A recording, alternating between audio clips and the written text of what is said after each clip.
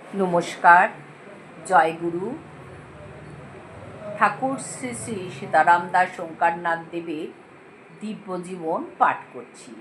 আগের দিন যা পাঠ করেছি আজ তার পরবর্তী অংশ।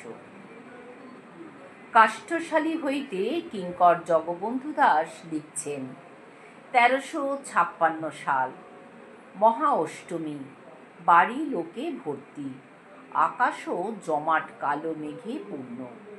অল্প অল্প বৃষ্টি হচ্ছে, কিন্তু 2-4 মিনিটের মধ্যেই সমস্ত আকাশ ভেঙে পড়বে এই আশঙ্কা ক্রমেই স্পষ্ট হয়ে উঠেছে।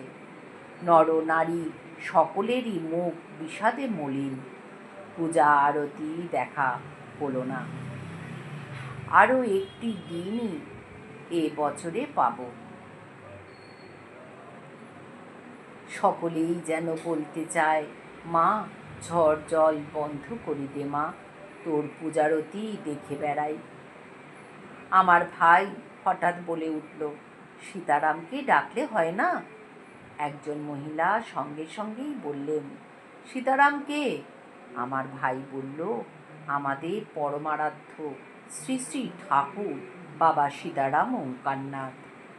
জয় গুরুদেব। মহিলাটি বললেন, বেশ, তিনি দয়া করে জল ঝড় বন্ধ করে দিন। এই সময় একজন ভদ্রলোক আমাদের একটি ভগ্নীকে বলছে, কি গো, তোমাদের ঠাকুর তো অনেক রকম পারেন, তোমাদের মুখে শুনি। তোমরাও তো তার বেশ বড় বড় ভক্ত সব আছো, দেখো না যদি কোনো রকম করে আজকের এই ঝড় জলটা বন্ধ করে দিতে পারো। কথাগুলির মধ্যে একটা শ্লেষের ভাব ছিল। মহিলাটি নীরব রইলেন।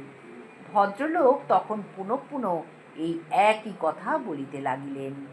অবিশ্বাস ও ব্যঙ্গ বেশ স্পষ্ট হইয়া উঠিতে লাগিল। আমার মনে দুঃখ হইল, রাগও হইল। আমি স্থির থাকিতে না পারিয়া বলিলাম, আজকের জল ঝড় বন্ধটা যদি আমাদের যথার্থ প্রার্থনা হয়, তবে হবে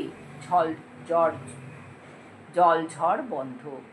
হ্যাঁ, হবে, নিশ্চয়ই হবে।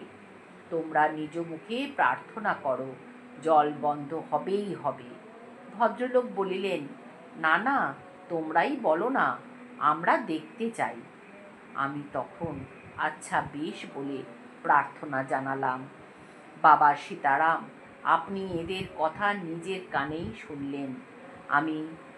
আপনি আমাদের লজ্জা ও মান রাখতে জল ঝড় এখনই থামিয়ে দিন। অবিশ্বাসীর বিশ্বাস আসুক, আমরা আপনার মহিমা দেখি। 10 মিনিটের মধ্যে জল ঝড় বেশ শান্ত হয়ে গেল। আকাশে অষ্টমীর চন্দ্র প্রকাশ পেলেন। দেখতে দেখতে বিশ্বাসীদিগের মুখ আনন্দে ভরে উঠল, আর অবিশ্বাসীদিগের মুখগুলি বেশ ম্লান হয়ে এলো। আমাদের ঠাকুরের মুখখানা যেন চাঁদের মধ্যে দেখতে পেলাম অনেকবার। প্রণামও করলাম। প্রণাম করে বললাম, বাবা ধন্য আমি, আজ তুমি আমাদের সকলের মান রেখেছ, লজ্জা নিবারণ করেছ। তোমায় অসংখ্য প্রণাম। তোমার অনন্ত করুণা, তোমার কৃপা যেন না হারাই। জয় গুরু, জয় গুরু, জয় গুরু, জয় রাম সীতারাম, জয় জয় রাম।